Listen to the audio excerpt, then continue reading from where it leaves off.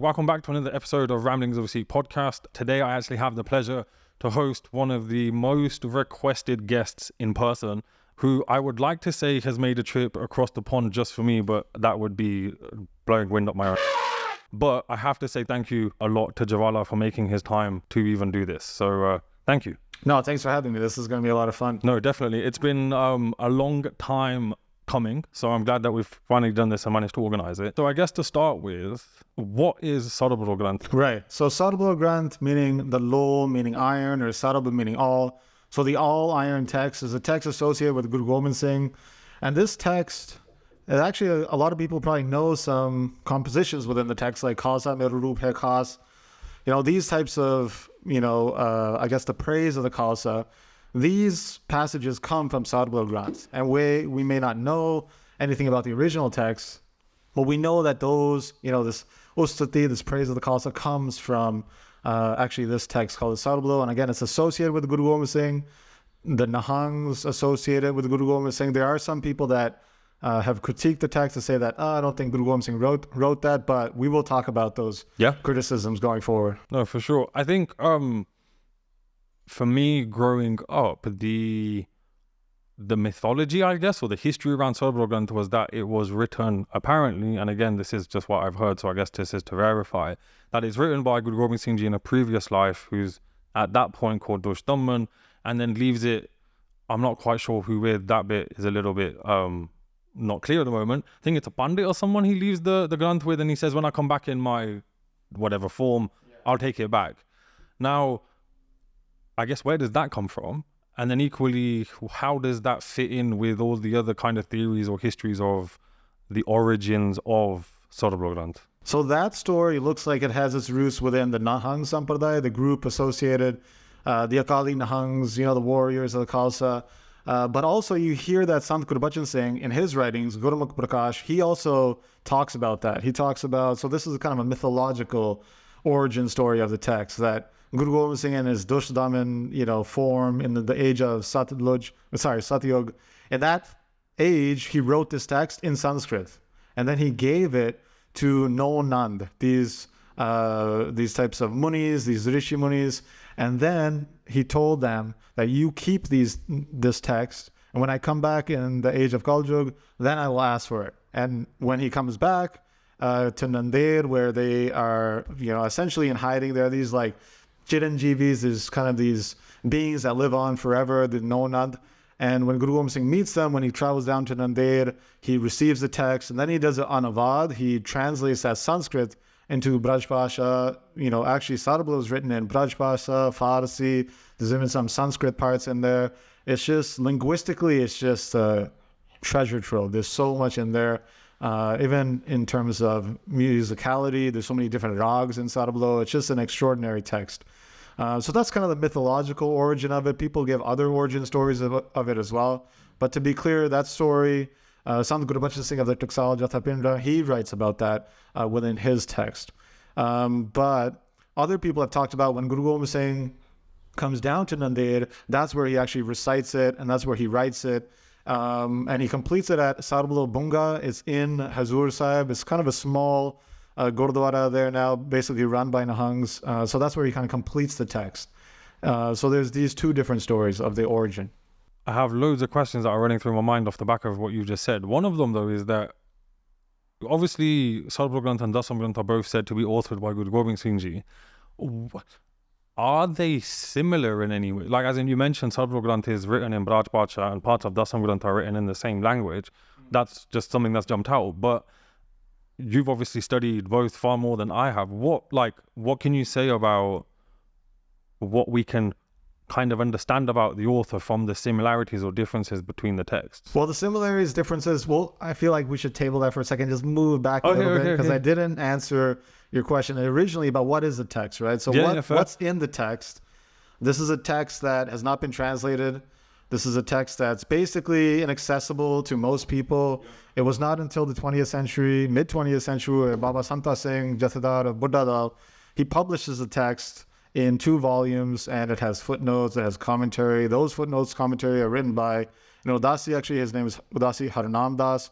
So not until that publication do most people get access to it? People were accessing this text, but in manuscript form. And we even know of, for example, Sant Guru Gobind Singh's teacher, Sant Sundar Singh.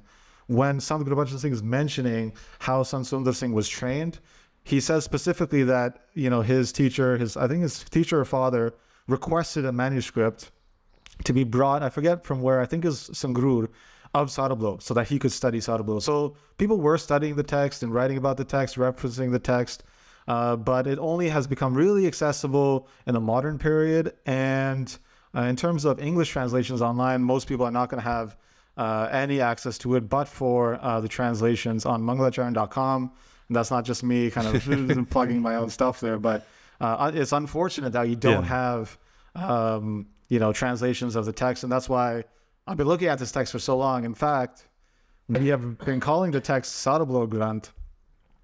The reason why I named the website Mangalacharan is because the text actually is called Mangalacharan Puran.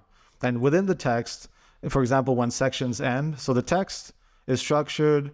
If you look at Dasam Granth, it has different components, right? It has Japa Sahib, Akal, Lusat. These are single component parts. And then you have these massive sections like Vichitra Natak, where it has, the beginning of Vichitra Natak, then has the Avatar Katha, like Krishna Avatar, Ram Avatar. And then you have this massive section called Charitropakhyan, the tales of deceit. And those are those two massive sections, right? In Sarbloh, it's just one continuous story. Oh, so it's almost like a Mahabharata, and that is just an epic. Yes. Okay. There's 5 chapters within the text. It all relates to this avatar, this incarnation of the divine, who's called Sarbloh, the all-iron avatar of Paramatma. Specifically, it says Akal Purkh. And the story basically goes, from start to finish. At the end of Sarbloh, there is a little bit of Avatar Katha. So there is a little bit of kind of these single standalone components related to like Mach Avatar, Kach, Varas, Narsingh, Ram, Krishna, etc. There's a few of those sections at the end, but the majority of Sarbloh Granth is this kind of 5-chapter story of Sarbloh. And just briefly to go over those chapters. No, please. Chapter 1 to 4 is rather small. It's about this big. I have the 2 volumes here, and I would really encourage people to get them. I'll just pull them out of the malls here. This smaller volume of volume 1 is the first 4 chapters, right? And okay.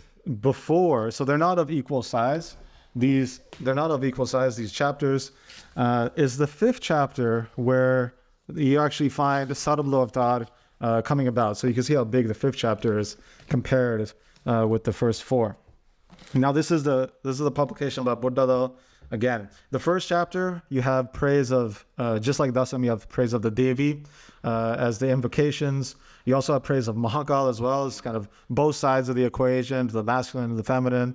And you have the beginning of the story where the Devte, the kind of demigods of heaven, they actually come to Chandi, the Devi, for protection. Very similar to the Chandi Charitra stories, right? Chandi, though she comes along and then she beats one of the demons. His name is Bhimnad. The 2nd chapter, Bhimnad's wife is upset. She becomes Sati on the fire. And his brother, Bhimnad's brother, Birijnath, who's the main kind of, enemy of the text, antagonist, he then kind of comes forth and he wages war against the demigods.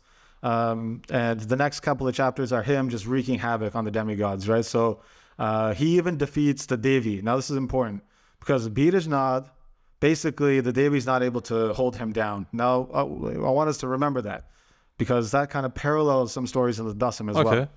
In the 5th chapter, all the Devte then come together and they're requesting from Akal Purkh to kind of incarnate and kind of, descend down into the world of men and the gods to kind of destroy this demon, Birijnath.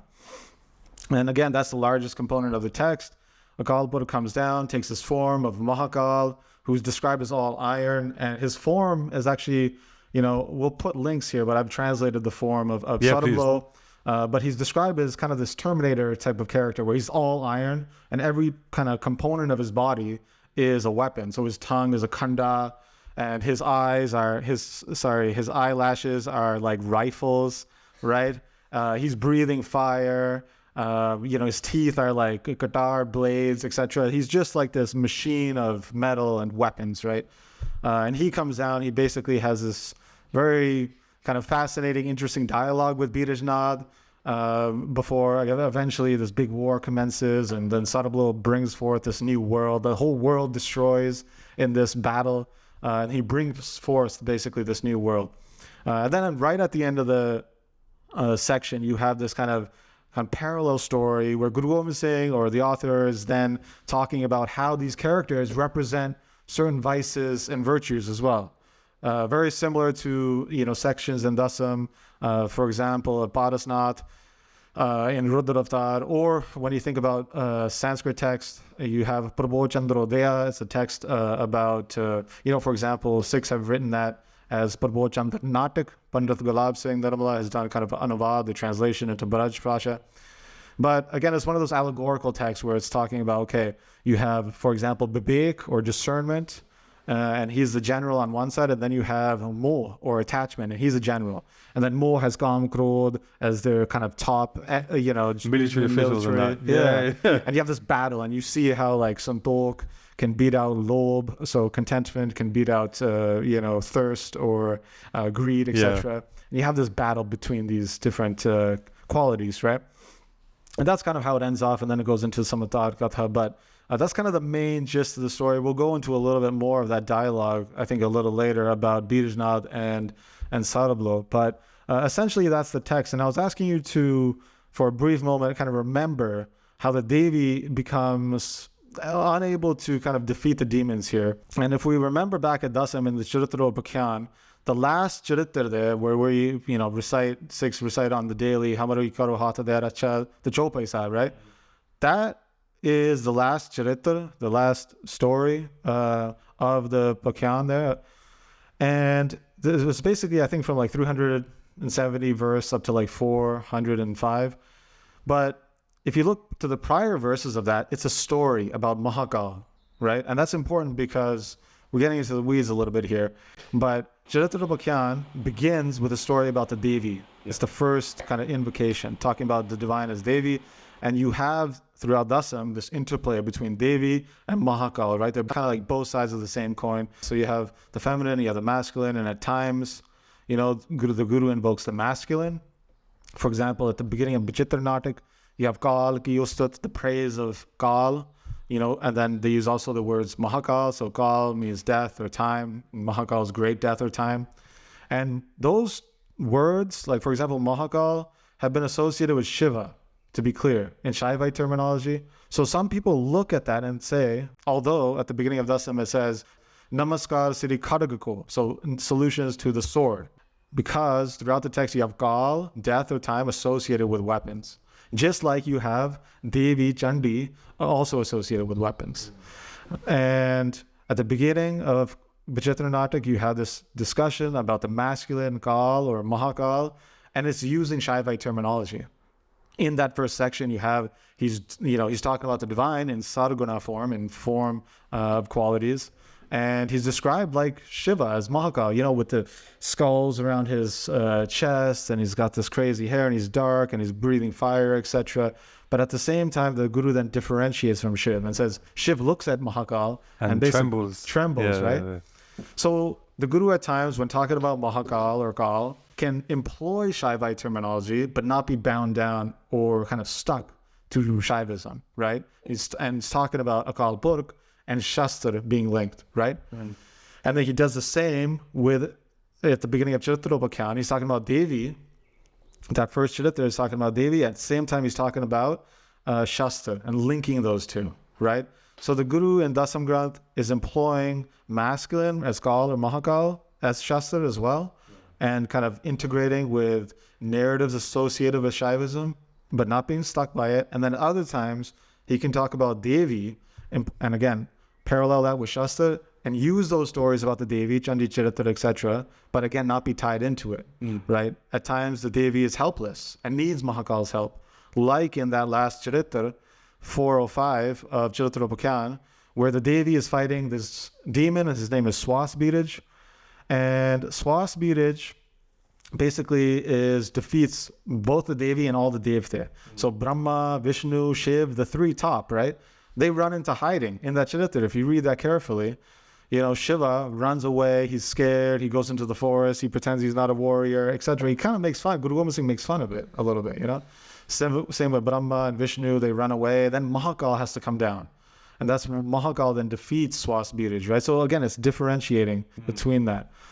And then what's really interesting is at the end of that Charitra, when he's concluding the whole kind of composition, when he needs to talk about the divine in feminine terms, because in feminine terms, the divine has been associated with, creating great poetry, Kavita Shali.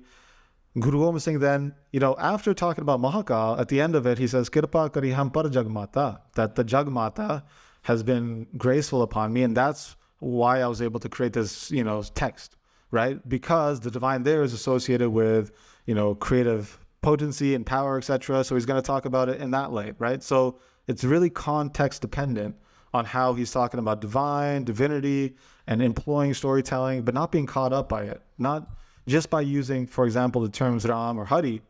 Does that make you a Vaishnavite? Yeah. If that makes you a Vaishnavite, what do you do with Sufi poetry and Premakyans, who are writing in Braj, basically, Avadi, and they are talking about their form of the divinity, and they're using Ram and Hari, Bishan, and are we going to be like, those Sufis, really, they're Vaishnavites?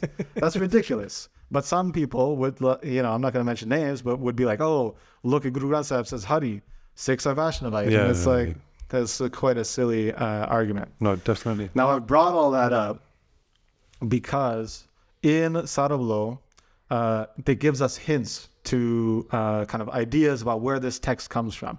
So if we say, okay, within Dasam, you have sections like Chandi Charitra, any part that's related to storytelling, like these stories of Chandi, where do they come from? It says a source at the end. It says, okay, this is from Markandeya Puran, right? Krishna Avatar, where is that from? It says, it's from Bhagavad Puran, etc., right? In Sarbloh, what is this? Is a new, unique creation? Is Guru Gobind saying, kind of just writing this out of his own kind of anubhav, his own type of creative insight? Or, is it from something else? He gives this quote here that says, Akal Ustad ke aad slok je, Sri Sarbloh ki rachya, Mahakal Akal Purkh ji, ek jod subdichya. And it says, basically, the first stanza of Akal Ustad, which states Sri Sarbloh is my protector, and that's how Akal Ustad begins. That Mahakal, that revered timeless being, Akal Purkh, is the same light who gives pure teachings. And he says, Bij Pakhyan Mantra Pakha Kar, Avatar Prasang Samichya, Mool Teek E Do Matkar Badiyo Puran Parichya. Basically, I have taken this Pakhyan, the story of Bij or Birajnath, and I've made it Pakha into the vernacular, right? And I've taken this story, this Avatar of Sarbloh, and I've mixed this two together. So there's two sources within Sarbloh. One, he's using this slok from Akal Ustad, this idea of Sarbloh as the divine, right? All iron, as my protector. So directly, Sarbloh is almost can be traced from Akal Ustad out. 100%. Okay. And so the author is very clear that I have taken, this story of Birajnath has existed in the past. I've made it into the vernacular, but he's mixed it in with his own original idea about the divine as Sarbloh, right? Because in Dasam, for Guru Gobind Singh, Loha, iron is his, that's my bead, right? Because he's talking about Shastra, he's talking about Shakti, he's talking about power. And he's now created a story related to this kind of divine being. And it's such a fascinating text because of that. There are so many questions I want to ask you. One thing is, and this is more out of my general curiosity, is I know you've kind of slightly touched upon it in terms of Sarbloh being what's referenced in the Akal Ustad, and then that gives rise to Sarbloh Granth. But what is it about Sarbloh that makes it so important? And I don't mean Sarbloh Granth, I mean Sarbloh just as in Sarbloh, because everyone listening to this, whether you're Sikh or not, is very aware of how important Sarbloh is. If your Qura's not Sarbloh, you will get made to feel this big if you're in front of the right or wrong person, which I completely get. But what is the historical, philosophical ideology that underpins that idea? Okay, so a couple of things there. One of them is that lohas, or just metal in general, has been associated in the texts of like Dasam, for example, if you look in Bajitra Natak, with divinity. Why? Because it resembles or kind of points to Shastra, right? Metal as being talwar, right? As being strong and as being kind of unbreakable, right? That idea is associated with divinity. That's why at the beginning of text, you have praise of the divine as a sword. I mean, this is like for a devotional community. I think they would look at that and be like, this is insane. Yeah. Like we are doing invocations to Ganesh and Saraswati, and we want Shanti. And Guru Gobind Singh is like, I praise the sword. Like, that's my divine. Namaskar Sri Kharagko, right? This is how he starts his Bachitra Natak, right? And throughout other texts like Akal Ustad, right? As well, he's praising Akal, the timeless, right? And within that, he begins it saying that Sarbloh is my protector, right? And he'll say that at other times as well in Dasam. He says Sarbakal and Sarbloh, these are my protectors, right? He's associating death and Shastra with his kind of God, right? With his divine, right? It doesn't matter if he's doing that through the masculine, taking from Mahakal narratives, etc., or using Devi narratives, right? It doesn't matter which one he can pull from. He is still associating divine that. And even in other stories where he gets, okay, I'm doing an anuvad, I'm doing a translation of the stories of Krishna, it's just bursting out of Guru Gobind Singh. He has to create new characters like Kharag Singh, right? Within those stories. He's like, I'm talking about Krishna for too long. I'm going to make a character called Kharag Singh. Very unique. That's not in the original, right? So this is Guru Gobind Singh's own on above kind of flowing out. That his own kind of insight, his own experience, his own kind of just feelings, ideas that are kind of flowing into the text, right? Where Kharag or sword or divinity associated with metal. And that becomes so important for the Singhs of old that, they would just be swimming in metal, right? They would have chakras on their damalle, have weapons all like to the teeth, right? They're just armed. Even to the extent that they're like, we're going to only eat out of metal, right? So Sarbloh Babek was some Akali Nahangs were doing that. The gold kare thing, just as an aside here, we have references from the 18th century, from the Misl period itself, where, Singhs are just decked out in metal, but at the same time, the kind of the elite of the Misls, that was the only distinctive mark that the elites of the Misls actually had gold kare on. So that is a thing that is out there. In it. But metal was, kind of that symbol of strength, of power, of Shakti, of the divine. No, thank you. Another question which wasn't on this list, and it's technically a bit of a tangent. And again, like if we get into it and you don't want to publish it, that's all good. This is a debate that I've always, I don't think I've ever. I don't think anyone can actually answer the question, but it's a question that is always interesting to ask. And the best answer I've ever got is off Arvind Mandir, and I'll get into it in a second. But basically, and I think we touched upon this a little bit in the Dasam Granth in the Suraj podcast, which was about the concept of the divine. Yeah. Now you've just spoken about how the divine is referenced through different genders and terminology, and that is from various different backgrounds. So whether that's like Shiv related terminology that is then evolved into something that is unique, absolutely. If you were to try and pin Sikh ideology in terms of the philosophy of the divine into a box, which I don't think you can, but if you were to try to, most of the go-to point is panentheism, and this idea that everything, whether material or not, is part of the itness of existence, okay? I would argue, going off Arvind's work, that Sikh philosophy rejects actually engaging with the divine as in it's a pyramid, whereas it's actually engaging with the divine as in the true you, or the bit that's left once your ego is removed, although that's a lot harder to actually kind of actualize. And actually when you're talking about the divinity, it's like, how can you put something into a box that is infinite? Like, how can you define something that is undefinable? And Akal Ustad, Japa Sahib are perfect examples of this. So that's my understanding, or my opinion at the moment. What would you say to that question? Like, what are your, like, what would you say from the material you've read and what you've learned? Right. It's a good question. I don't think you could build a box, right? Because Gurbani constantly has been saying, like, it is not this, it is not that, or it's beyond this, it is beyond that. Yes. What box can you create, right? And I don't think, I mean, through those types of verses and other verses in Gurbani, to me, it seems clear that the gurus are not involved in trying to categorize or define the divine. And if they were, why are they constantly, I mean, in Job Sahib, you see this, constantly saying, it is not this. We just said akal, right? It is beyond time. It is not time. It is not death, right? It is deathless. It is timeless. It is ageless. It is formless.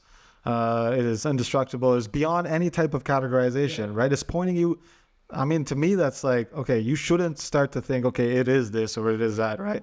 And in that kind of infinite, you also have, it is everything as well, right? Like within that is also form, it is also formless, it is also everything, right? And this is why in Japji Sahib you have those, you know, Sang Nav, Sang Tab, then you have Sang Japa, Sang Pa, and then you have Sang Murk, Anand Gaur, and those three things is, you know, it's giving the good, it's giving the bad, and then it's giving everything. It's like divinity is wherever, you know, you look, right? And so I don't think the project of Sikhi is about, we are going to present what divinity is. I think the project of Sikhi was, this is the path on which you can experience the divine, right? Because in, you know, Asadigar, you have lines like, that if you, you know, engage with devotional worship and you call yourself low, and through that, thus you will find a kind of liberation, right? It's telling you what to do, and through that practice, that is how you can become liberated, right? When it says calling oneself low, it doesn't just mean, you know, how we have now become, we've created this culture of like Hantas, Jvala Singh, Dasam, you know, it's like, that's performative. I'm the dust of your feet. Yeah. It's very performative. It's, I mean, and if you read it literally, if you read poetics literally, you can go way off on a tangent, right? I mean, that's talking about a practice which is related to a quality, right? It's a quality of humility, right? And kind of actually practicing humility and cultivating humility. Oh, that's a different gear. That's a different game than just calling yourself Das all the time, right? It changes how you interact with everything, including your family, including people at work, including how you even study Gurbani, right? Having a humble approach to it. So I'm just kind of going off on a tangent now, but I think Sikhi's, it's a good question, is not about Paramatma is Ram or it's Hari, it's everything. In Gurbani, you see it as everything, right?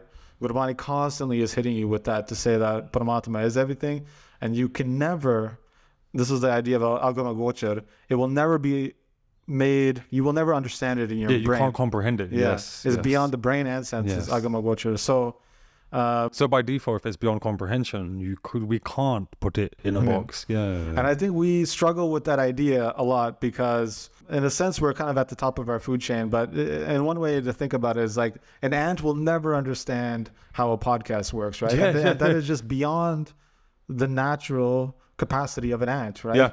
Intellectually. And in the same way, we have to humble ourselves and think there is just some things that it's in our brain, it's just not going to work. It's not going to become graspable by our intellect, our buddhi, but we can experience it in another way, right? You can read and read, but by practice. Right? Again, not by reading. Not by reading at all. No, thank you for that. That I always find those type of questions the most rewarding because I think that is like that's like the bedrock on which Sikhi sits. Like if you don't get that bit correct, you fall into all sorts of problems. Like, so for argument's sake, if you take the idea that Sikhi is monotheistic or panentheistic or whatever categorization you want to label it, once you start reading stuff like Sri Sarbloh or Dasam Granth or even some of the actual Guru Granth Sahib Ji, you'll be like, what is going on here and who are they referring to and whatever. So we've gone through kind of what is the Sri Sarbloh Granth, and we've spoken slightly about its attribute to Guru Gobind Singh Ji, and we've spoken about some of the similarities and the literary connections between Akal Ustat and Sri Sarbloh Granth. Just continuing with that then, what are some of the arguments for and against Guru Gobind Singh Ji being the author, and just going back to Dasam Granth, like as in the pen names of the names that are attached to some of the Gurbani as Ram and Sham, and it's explained as them being pen names of Guru Gobind Singh Ji. Is it a similar thing with Sarbloh Granth, or are the claims and counterclaims a little bit more concrete than? So you find, it's a great point that you bring that up. Within Sarbloh, you have the same pen names that you find in Dasam. So Kabhi Syam or Kabhi Ram, those you find also in Sarbloh as well. But so within Sarbloh, you find similarities, not only in the pen names, which are, great connections. That makes a lot of sense why people would have said, this is Guru Gobind Singh's work, but also in certain passages that parallel components in Ad and Dasam very well. Like very similar lines between Dasam and Sarbloh, but also within Ad, for example, you have these lines related to Arti. But essentially, there's so many passages, and if you go on mangalacharan.com, you'll find them. But you have such a parallel between Ad and Dasam in some of the language, the linguistics, the way the construction of certain meters are within Sarbloh and Dasam and Ad, that it's no wonder that people like Sant Guru Gobind Singh, Gyan Singh, all of these scholars have associated this text with Guru Gobind Singh. Now, there are people that have said, this can't be the work of Guru Gobind Singh. Now, why is that? The original kind of critique on Sarbloh was presented in Tara Singh Narottam's text. So Tara Singh Narottam is a Nirmala scholar of the late 19th century. He published his text in 1877, I believe. This text is called Gurmat Nirnay Sagar. And within the text, he provides basically the first critique of Sarbloh. Now, this critique then gets parroted by other people like Khan Singh Nabha. And even though people like Sant Guru Gobind Singh quote from this text, even Bhai Rantir Singh from the EKJ have quoted extensively from the text. Actually, it's really interesting that he does. In Bhai Veer Singh's Khalsa Samachar, his newspaper, he's quoted from the text. He quotes it as Lo Prakash text, which is another name some people use for the text as well. You have famous people like Baba Sameer Singh of Patna. Gyani Gyan Singh quotes from the text. To be clear, Gyani Gyan Singh says, on those portions that he quotes, he says it's Mukbak, Pasha Dasami, from the exalted mouth of the 10th emperor. But in writing out some of the compositions of Guru Gobind Singh, he says, they say that he has written this, but Vaheguru Jane, basically only divine really knows. But Narottam is the one that first provides the critique, and I think it's worth going through those points one by one. Yeah, sure. Nobody has really kind of examined his critique in depth, and it is worth going through it in detail because it sheds light on first Tara Singh Narottam's perspective on what Sarbloh is and kind of his ideas about Sikh philosophy as well. And it helps us think through ideas of Sikh philosophy as well. So in his Gurmat Nirnay Sagar, he says that, first of all, on his first point, he says nobody's ever heard of the original text that this, Sarbloh Granth is based off of. So within the text, it's called Mangalacharan Puran, but also, there was a word used, a name for a text in Sanskrit that was called Shukra Bhasha Granth. And Shukra Bhasha Granth, he says, it can't be found anywhere in Indic texts. So he has not been able to find it. And because he has not been able to find it, he says it simply does not exist. He says this is a trick to deceive the reader, a call to authority, and kind of to deceive the reader to say that, there was an original and, is based off of that. But it's interesting because for Narottam, he says that the writings of Guru Gobind Singh have to be according to Anusar of Puranic texts. And that actually is interesting because when you think about Krishna Avatar or other parts, he kind of sidesteps that. He understands that when he said that, he's like, he has to cover his base there because Krishna Avatar is not according to the original Bhagavad Puran, the 10th canto of that, Dasam Granth. It actually is quite different from that, right? It has these stories of Kharag Singh, etc., defeating Krishna. Like, that's not in the original at all. There's also sections of Brahma Avatar in Dasam that relate. Guru Gobind Singh calls Kalidas. If anybody studied Sanskrit literature, Kalidasa is one of the most famous Sanskrit poets. He's written Raghuvansha, and he's written some other beautiful texts.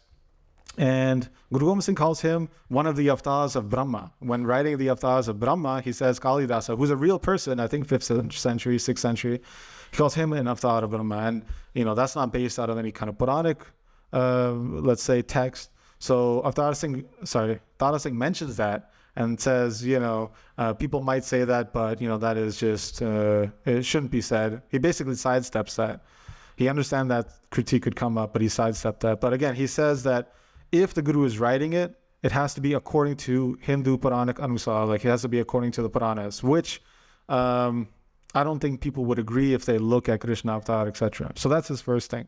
The second thing is, he says, Sarbloh mixes terminology between Vaishnavite terminology and Shaivite terminology, and he says it's not consistent. It's not according to what I know about Vaishnavism or Shakti, thought. So that's confusing. For on one hand, he says, he's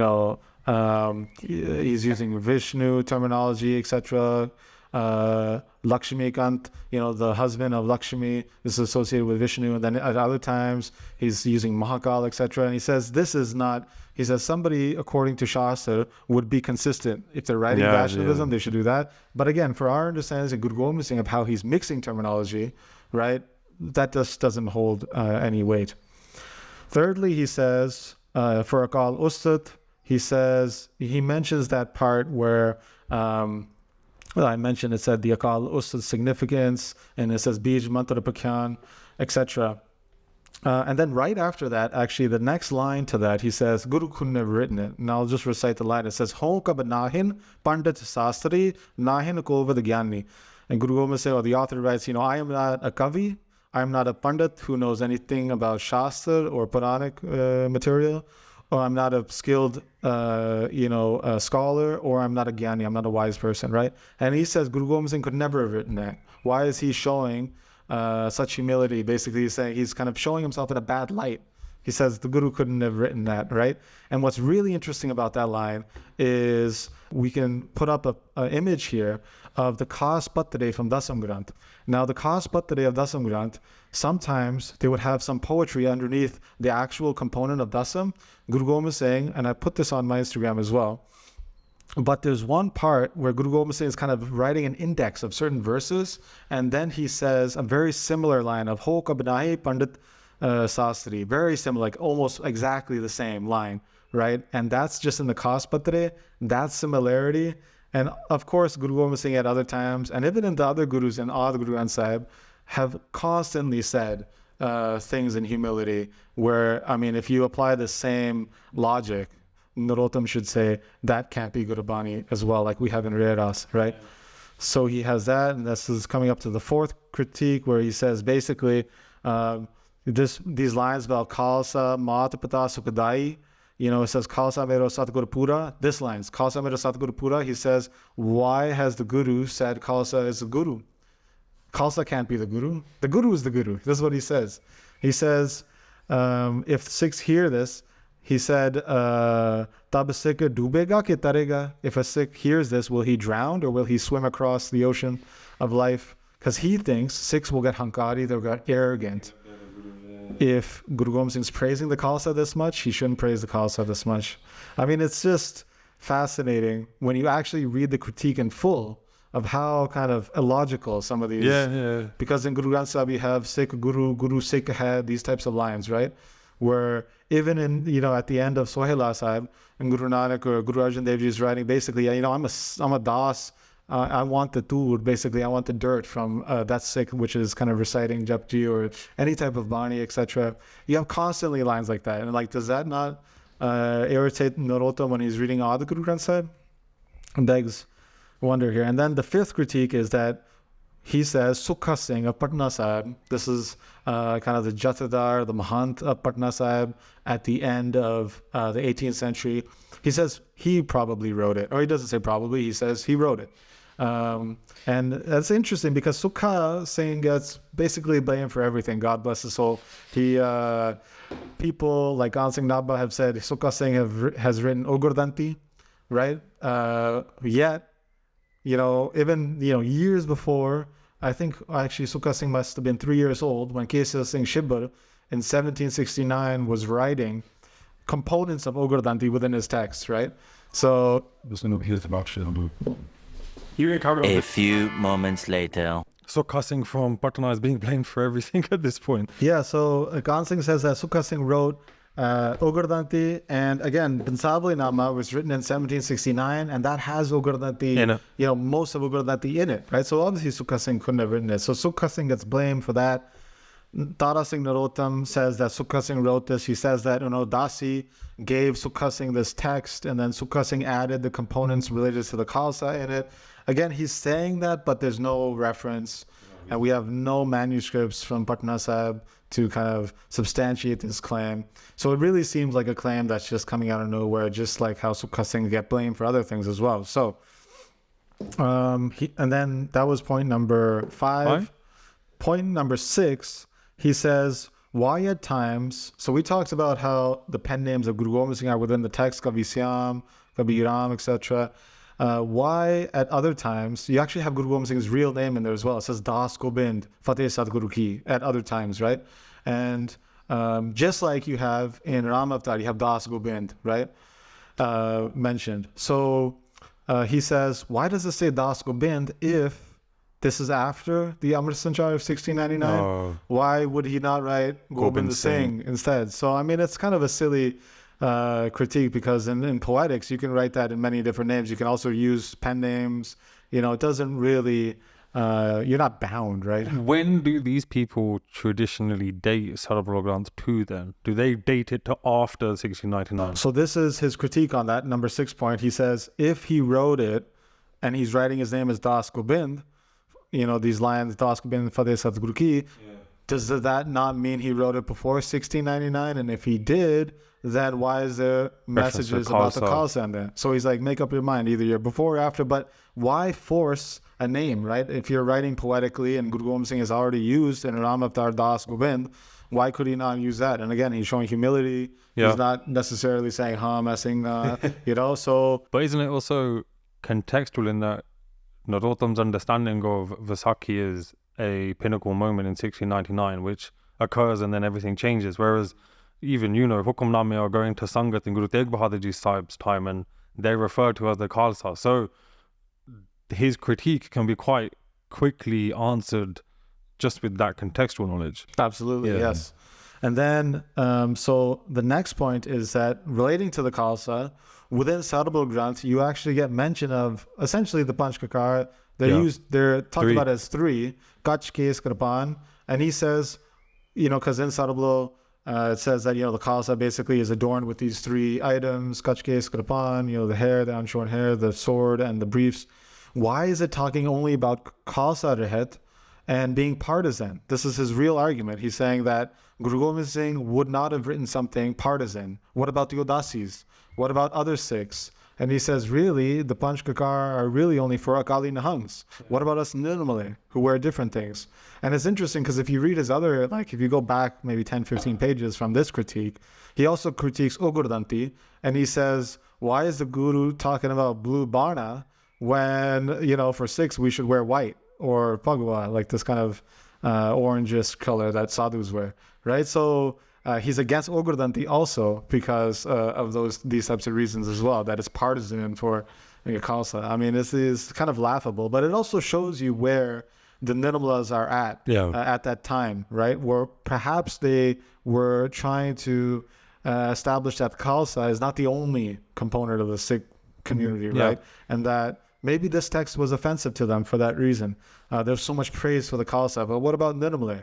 And it's interesting because after this, one of his students, Gyani Gyan Singh, who also learned from other people, but Gyani Gyan Singh basically quotes from Sarbloh, and he provides quotes that you actually can't find in the modern, printed version of Sarbloh. So I'm wondering if there's some discrepancies in the manuscripts. I mean, the Odasi Harnamdas has not indicated this, that these verses are missing. But basically, Gyani Gyan Singh says that within the Sarbloh Granth, and he quotes these lines to say that, kind of substantiate the Nirmala order as well, right? To say that the line is essentially the translation is that the Nirmala Panth will be, created, and they will be teaching Sanskrit to Brahmins and Pandits, etc., like this.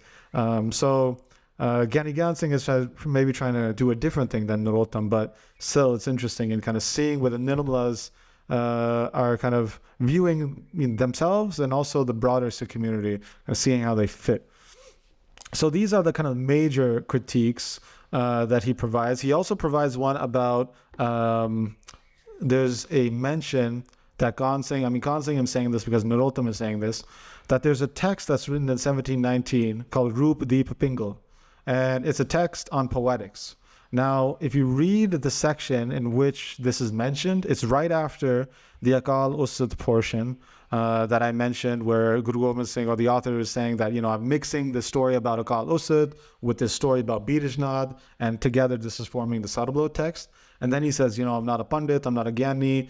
And then after that, he says, the Pandits and Gyanis have kind of recited, poetics and kind of explained poetic meter, and I'm just, a das of them. I'm a kind of a servant of them.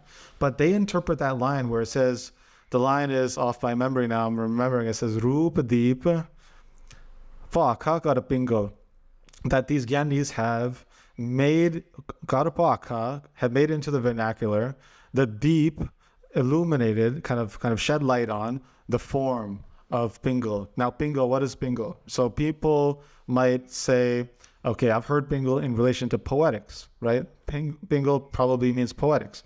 Pingal is actually a Sanskrit poet from the 3rd or 2nd century. Now, Pingal, he's associated with poetics because he creates this text called Chandashastra. Now, the text Chandashastra is a text which is talking about poetics and how to kind of construct meter and how to break up words from, one syllable to 2 syllables, etc. So some people have attributed Pingal with kind of creating the binary system. If you look him up, other people have associated him with this idea about shunya, like creating the zero in Indian mathematics as well. He's a very famous person, Pingal. So since Pingal comes about, kind of parallel with Panini, who's kind of creates Sanskrit grammar, or kind of codifies it in the most famous form, let's say. Since Pingal comes about, the person, you have that text, Chandashastra, and then you have many vernacular versions of that text. So even within the court of Guru Gobind Singh, you had Ganga Kavi and you had Lal Kavi, and they made different versions of these types of texts. You had Pingal Sar, and you have other types of texts as well, right? So people were doing this. People were making, these Sanskrit poetic texts into vernacular, into Brajbhasha, so they could then kind of ornate their Brajbhasha or vernacular poetry, right? So people were doing that already, but because there's a word in there, just Roop Deep, and people are saying, oh, that's probably a later text, and because that's a later text, oh, Guru Gobind Singh couldn't have written it because he already had passed in 1708. But that's a stretch of that line. If you look at that line, and we'll put that line up here in the translated form. So because of that, people have just held on to these critiques, which are seemingly quite baseless. Yeah, and don't hold much water whatsoever. There is a hell of a lot off the back of that. Just going back to your point about how Gani Granth Singh is referencing lines that you have not yet been able to find in the reprinted version, which brings us nicely on to one of the questions about manuscript differences, which is looking at, so even with Dasam Granth, the Soda Committee helps to standardize it. Even the Guru Granth Sahib Ji to some degree is standardized over time, because there's manuscripts with what's that lady's name? Mirabai. Yeah, with her one shabad in a lot of old manuscripts, which isn't actually reprinted in any modern ones. So similarly with Sarbloh Granth, it seems as though it hasn't, I guess this is actually a two-layered question. It seems as though Sarbloh Granth hasn't had the same attention that obviously the Guru Granth Sahib Ji and then Dasam Granth has had, and as a result, it's standardization, etc. that's occurred. With Sarbloh Granth, is part of the fact it's not been, or it may have been standardized at some point, but the fact it's not been given the same attention is because it's actually kind of been forgotten about to some degree. Absolutely, yeah. So there's a lot of work that needs to be done on Sarbloh, and these 2 volumes that I have here, this is basically the seminal work on the text that Udasi Hanamdas has done, and he has gone through the older manuscripts, and he's found, I think, 4 to 5 kind of the oldest manuscripts of Sarbloh, And in producing this publication, he has provided what they call partantar, the kind of textual differences between the manuscripts as footnotes. So he'll say, okay, in the Sangrur, one of the oldest manuscripts, it is written like this, or Pai Chanda's manuscript is written like this. So he'll provide that information. But essentially, this is the only real academic work on the text, right? So he has actually outlined where the oldest manuscripts are of Sarbloh. Some of those have been digitized, like the Mai Pago one in Hazur Sahib has been digitized. There's a Chanda Singh one that's been digitized as well. So some of the old manuscripts still exist. Some of them have been lost or stolen. We are not quite sure. There's a lot of work that needs to be done on Sarbloh. So as you mentioned with Ad and Dasam, there's been some kind of standardization that has not yet occurred. The only standardization that's occurred is basically through Harnam Das in his publication. So that's kind of where we're at the moment. You mentioned obviously there's different manuscripts, and you've also referenced like my Bogwal manuscript. So the fact that there are numerous manuscripts and some are related to famous historical figures, like what does that say about the importance of Sarbloh Granth and the practice that may have surrounded it? Because nowadays, unless you go to Nahang Gurdwara in India, you're probably never going to actually see Sarbloh Granth. I mean, we don't even have to go that far to Sarbloh. I mean, we've seen already in just 100 years how quickly understandings of Dasam have gone when they become removed from Gurdwaras. So, of course, Sarbloh had no chance if Dasam was removed, right? and as soon as we go into the 19th century, Dasam is everywhere, right? Dasam is everywhere in the 19th century. And within 40, 50 years of that late 19th century, early 20th century, it kind of goes, it vanishes, right? So it's very sad that, this can happen, right, with certain texts. So within different institutions like Taksal Jathapindana, Sant Guru Gobind Singh mentions it. He quotes from it extensively in his Katha. Sant Sundar Singh, his teacher, had studied it. So we don't have any writings of him, unfortunately, but likely he would have mentioned it if he studied it. And then if you go down Hazur Sahib, obviously the Nahangs are including this, within their curriculum. And then obviously like Baba Mit Singh, for example, was a great proponent of Sarbloh, and he had many handwritten sroops written. So Baba Mit Singh, a very famous Nahang of the 20th century, he went down to Hazur Sahib and he helped establish the asthans there for Mata Sahib Deva. And he basically taught many Nahangs out there, Santhya and Gurbani Arth, etc., including Baba Santa Singh. And Baba Santa Singh then took up the mantle after his teacher and kind of had the Sarbloh Granth printed. So within certain institutions, people are big proponents of it. For example, even nowadays, the Nirmalas, like Singh Darshan Singh Shastri, he teaches Sarbloh Granth. So, even though Tara Singh Narottam, the highest man, it's funny, that's his title that he uses himself. Very humble. He would be against Sarbloh Granth. At the same time, Nirmalas are not 100%, on board with that. Like today we have Darshan Singh Shastri who teaches from it. Udasi Harnam Das is a big, proponent of the text. So, within these old learning institutions, you had this text. But unless you have, close relations with those, you really are not going to be aware of the text. But it is interesting that people like Rantir Singh of the Akhand Kirtani Jata quotes from it. And then later on, when you have these Amrit Kirtan pothis, like if you go to the Gurdwara, you see these pothis for Kirtan. Those also have shabads from Sarbloh Granth. Like these shabds Khalsa, Meru, Prakash, etc. Very famous shabads that most people know. And most people don't know that they're from Sarbloh Granth. Yes, yeah. And it's a fascinating text because you have not only praise of the Khalsa, but Guru Nanak, about what his mission was and what the Khalsa's mission was. And you have so many different parallels. For example, in Ad Guru Granth Sahib, you have Alania. I'm here in the UK for a funeral. And at the funerals, they recite Alania as a component within Guru Granth Sahib. You also have that in Sarbloh as well. So there's so many fascinating parallels. And we're just only scratching the surface of like what we can explore on this podcast. So there is a hell of a lot. Yeah, there's definitely a lot more that I can ask you. I think one thing I want to do is that there was a quote that we found from 1906 from the Civil and Military Gazette. I just think it's interesting to share this because it gives an indication of what the world viewed Sarbloh Granth, or where Sarbloh Granth sat in the world at this point, which is states within the Sarbloh Prakash, again another name, is the following: Guru Nanak Sahib's religion is distinguished in the world as the Khalsa, and all Sikhs are ordered to consider the Guru Granth Sahib as their Guru. Consider the Guru Granth Sahib as the visible body of the Guru. Now, this suggests the assumption of its obscurity may not be entirely accurate. So I think one thing for me in preparing for the podcast is my understanding of Sarbloh Granth is very patchy and is kind of influenced by just the people I've met or heard things from, right? And the general assumption is that Sarbloh Granth is almost unknown to the world until Baba Santa Singh Ji brings it out. But you've got a Civil and Military Gazette in 1906 talking about it, and actually also not directly saying that the Sarbloh Granth isn't on par with the Guru Granth Sahib Ji, but actually in what it's talking about is saying, although the Sarbloh Granth is a Granth, it's actually pointing to the importance of the other Granth. Now, what is it? Just the fact that it's not been given any attention, that these type of myths have kind of continued, this idea that Sarbloh Granth wasn't really part of Sikh practice?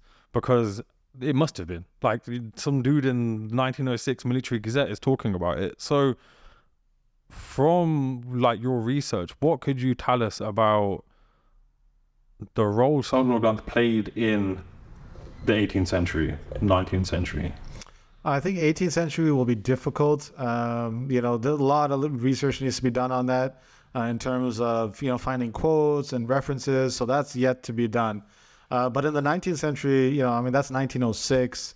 So in the 19th century, you have people like Gyan Singh, Sumer Singh, who are kind of mentioning this text. So it's around, right? We know it's around. We have MacLeod, who provides an interesting brief. I'll read his brief in a second, but he also associates this text with the 18th century. So in the 1700s, he says, he does say late 1700s. He's not quite sure, but this is a text which does not, on appearance, linguistically as well, appear like it's from the 19th century, as in 1800s. This appears like a very old text.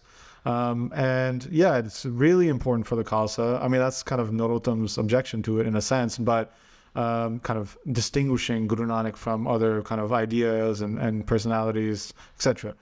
But I think, there's a lot of work to be done because it goes into obscurity, like it becomes forgotten in a sense. Like at that time period, 1906, is when you have Veer Singh quoting from it, Rantir Singh, Sundar Singh is studying from it. You have all the legends who are aware of it, who are engaged with it.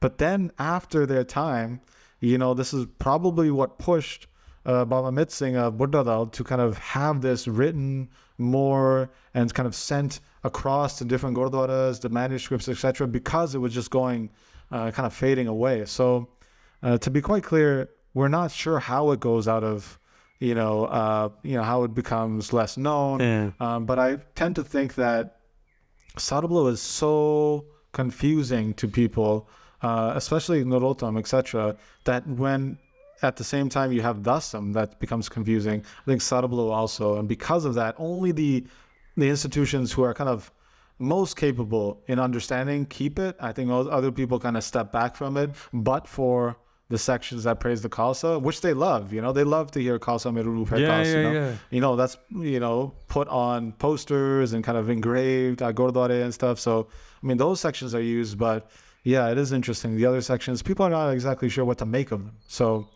yeah. So it's very much part and parcel of the whole cultural transformation that's going on in the 20th century, basically, right? I think so as well. So, if a Dasam Granth is spicy, Sarbloh is just that Nando's extra hot, like it's just beyond what most people are capable of, because it's very explicit in its talk about Devi and then Mahakal, and people are not exactly sure how to conceptualize that. You spoke about cleansing number earlier, and I think one thing that's interesting is in notes that we prepared for this podcast, in Mahakal, she states that there are several irrelevant articles on Sikhi, especially under headings like Gurgaddi Pachha Dasmi, Khalsa Prakash, and I think Bakshish Hazur. Now, what are his critiques? And is it based on Narottam's work, or is Kansang Namba going off something else? Like, what is he objecting to? That critique is based off of Narottam saying that those sections related to the Khalsa, how could it be related to the Khalsa if you have terms like Das Gobind, which is before the Amrit Sanchar, and then, I mean, your podcast on Amrit Sanchar was amazing because it showed that, you know, maybe it wasn't just a overnight complete switch. This was a gradual shift, right? So at the same time, when Nabha says that, we're thinking about, okay, where did Sarbloh go? Was it known? Were people using it? In his kind of, you know, text, Mahan Kosh, this great dictionary, you know, the best resource for translating and kind of looking things up. In that, so the most common kind of references you have in Mahan Kosh is Ad Guru Granth Sahib, obviously, and then Dasam. Those two, right? Because most people, when they're looking at this text, they're probably looking at using this as a reference. They're probably looking at those two texts. But also, you have Suraj Prakash, because people were trying to understand some of the vocab there. But also, you'll find references of Sarbloh. So in brackets, if he has a Sassa, Lalle Nuvora, and then Haha, Salo, in brackets, that refers to Sarbloh. So if you look certain words up, he'll quote from Sarbloh, and he'll say, okay, that word means this, pursuant to this line in Sarbloh. So he'll quote extensively from Sarbloh in his Mahan Kosh. What does that tell us? That tells us people were probably reading the manuscripts of Sarbloh, trying to understand it, and it was common enough that was used as a reference within his Mahan Kosh. I think it's interesting because it goes to show that there's an interest from all of these great academics and great individuals, as you said, legends in this field. But equally, it goes to show that they're unsure, because Granth Singh Nabha on one hand is saying there are several irrelevant articles, but then referencing it, which also, I guess, goes to perhaps mirror where we are at the moment, which is the Sikh community is trying to get back to grips with Sarbloh Granth, and it seems like they were kind of almost doing the same. I guess after them, things weren't in their control, and whatever happened. But Granth Singh Nabha seems to be just as curious about what the truth is in all of this as just as much as we are. Just a side note as well, just came to my mind here that Granth Singh Nabha, when I was talking about the 3 items of the Khalsa, Kachkesh Kirpan, he loves to quote from Sarbloh in his other text, where he has this text where he indexes certain, like if you look up Kakar, he'll put like quotes from different manuscripts or different texts that talk about stuff like that, and he'll use Sarbloh in his work. So the name of that book is Gurmat Mar Tand. So the shining light Mar Tand of Gurmat. Within that, he kind of indexes certain concepts or themes or ideas, and then he'll provide quotes from different texts. In that, he'll quotes from Sarbloh a lot. So even Granth Singh Nabha is using it. My last question is, so obviously you spoke about in the 20th century, Baba Santa Singh Ji is the main kind of force behind bringing Sarbloh Granth back to the forefront. What have, say, some of the 20th century, so you spoke about Baba Guru Gobind Singh Ji and what they have had to say about Sarbloh Granth. What have perhaps some of the other notable individuals within the Sikh community from the 20th century, like what have they said about it? I mean, more so kind of post 1950s and like more so towards this end of the century. But like, what I guess are like, what are modern understandings of it? I mean, we can look at Western academia in terms of Punjab scholarship. That is unclear to me. I think Veer Singh mentioned it. Right, but after Baba Santa Singh, it's only really, Udasi Harnam Das who really kind of is putting stuff out. More recently, if there's anybody similar to Baba Santa Singh, it's the Gyani from Nangali, Gurvinder Singh, I believe his name is. He has done a lot of work on Sarbloh, so he has published some work on Sarbloh. Also, just recently I got this book. This is by Dr. Dilwar Singh. And he has put a book out on Sarbloh as well. And it's a good resource. It provides some sections and kind of analysis on sections of Sarbloh, along with kind of a summary of each chapter. So that's a good resource as well. You can find that on bookstores. It would be a PDF of that online. That's really recent, though. It's really recent. It's come out in the past couple of years. MacLeod has put in his Historical Dictionary of Sikhism in 1995, he put, and this might make sense now after our long discussion, he says, and I'll just read it out, it's a quote, he says, a work, when talking about Sarbloh, Sarbloh is a work of an unknown poet, probably dating from the late 18th century, which concerns an avatar of Sarbloh or Shiv. He's associated with Shiva. Again, this kind of confusion about The just because they're terminology. using Mahakal, that means Shiv. And then he says traditionally, and then he says mistakenly, it has been regarded as the work of Guru Gobind Singh. He says amongst the Nahangs that has been particularly popular, Tara Singh Narottam, the Nirmala scholar, claimed it to be by Sukha Singh, the Granthi of Patna Sahib. Because it contains verses in praise of the Khalsa, it is at least thought to derive from Sikh origin. The work has been little studied. So just related to that, this idea about Sarbloh being Shiv, I found a quote in Sarbloh Granth where it says, Sarbloh ki racha sabhi, Sarbakal rachak janasadhi, Sarbloh ki ot mahesa. That Sarbloh is the ot, the adar, the kind of support of Mahesa, who is that Shiv, right? Again, he differentiates, because the author knows the certain connotations of Mahakal equals Shiv, right? And think about this as well, that the last Charitra of Dasam, which is about Mahakal, in the Chaupai Sahib, Guru Gobind Singh has just taken jabs at Shiv, right? In that Mahadev ko kahat Sadasiv, that these idiots, Mahamud, called Shiva the Sadashiv, but that's not Paramatma, he's saying. Oh. So again, to clarify, they say that actually Shiva's own support is Sarbloh, and then differentiating, and that Shiva, Brahma, Vishnu, etc., they rely upon Sarbloh. So if you read these texts carefully, they kind of provide insight and kind of clarification on where people might get confused. So yeah, that's what MacLeod says, and he's right. It has been little studied. Yeah, nothing has changed since 94, 95 since you wrote that.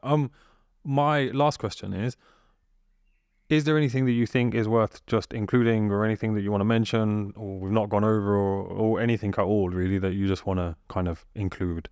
I think because there's just no access to Sarbloh Granth at the moment, and again, this is not me plugging my own website here, but if you go on mangalacharn.com and there's a whole tab for Sarbloh Granth, and just scroll through some of the different passages there. They are translated into English.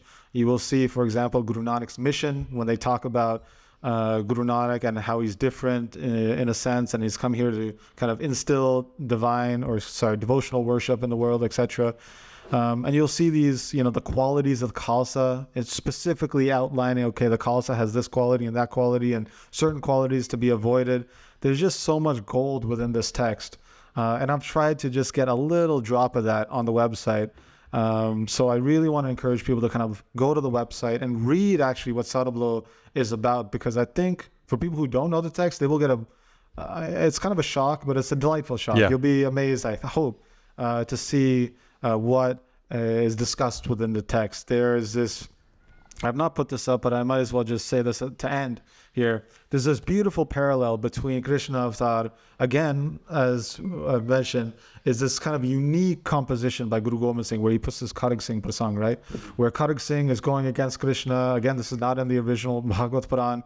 Guru Gobind Singh is writing this, that Kharag Singh is saying, you know what, I'm going to take on the divine, and if the divine kills me, then so be it. That I will be liberated from the divine's hands. And then now, to be fair, this is an idea that goes back to old Puranic idea that, the divine can do no harm, that if you die from the divine, that leads to liberation as well. So Kharag Singh takes that idea and he says, all right, if Krishna, you're so good and you kill me, then I'll be liberated. If not, you're nothing. And Kharag Singh actually does defeat Krishna in that, but then kind of retreats and says, you know what? I'm essentially no different than you at the end of the day. So there's that type of play. And Sarbloh, though, Birijnath, again, this is the main antagonist, the enemy, who's destroying all the demigods, and he's taken down Chandi as well. Basically, she has to ask for help from Mahakal or Sarbloh. He has this discussion with Sarbloh, and Sarbloh says, all right, let's do this, let's fight. And Birijnath says, yeah, if you are the divine, then you kill me, then I'm mukt, I'm liberated. And if you are not, then you're fake, right? And then Sarbloh says, if you should have been doing my bhakti, instead you should have been doing my worship. That's how you get liberated. And then, Birijnath is replying saying, if you wanted me to do bhakti, you would have given me a janam, birth in the life of a demigod. I'm a Rakesh, I'm a demon. This is your fault. and come on, let's get to it, right? There's a fascinating dialogue there, so beautiful and so entertaining, and you'll find Katha of that kind of section as well online. But there's just so much, to say about Sarbloh, and I know we're going to have to do a part 2 now because we're running out of time. But no, for sure. I mean, I just want to direct people to the website. Yeah. Well, we'll include the links below in the description and all the rest of it. And then equally, I will make sure to put the text on the screen where it's relevant. But I just want to say thank you for spending what has been almost close to 2 hours of your time that you should be spending with your family with me to record this. So everyone really do, as in, I'm not trying to plug my own stuff or his, but definitely do go in and have a look at the website and equally support the work that Jvala is doing because it is very important.